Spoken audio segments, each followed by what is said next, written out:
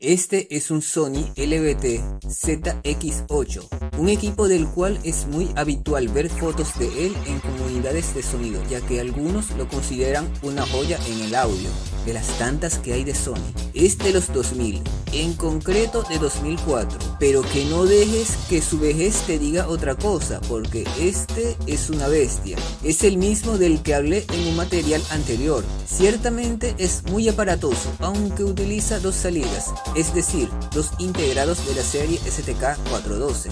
Más que puro sonido para molestar al vecino, este viene equipado con unas funciones de ecualización. Entre varias de ellas destaca una en concreto, y es el modo X-Group, del cual se va a tratar este material. La idea es hacer pasar diferentes canciones a este equipo conectado a una PC por medio de la señal de audio baja, y con el X-Group tanto activado como desactivado, y se comparan.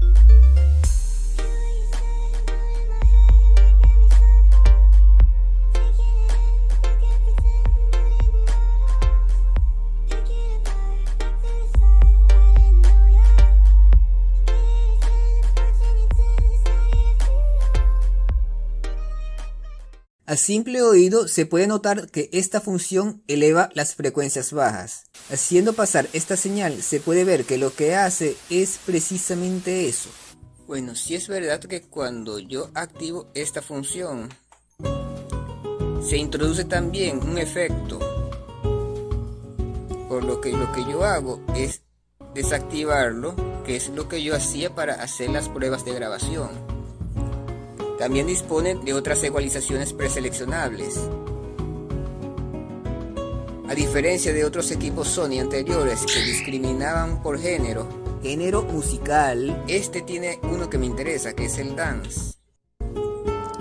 Pero no suena muy bien porque, para mi gusto, tiene más 6 decibeles de bajo, lo cual está bien, pero de medios le baja cuando debería de dejarlo al menos en 0.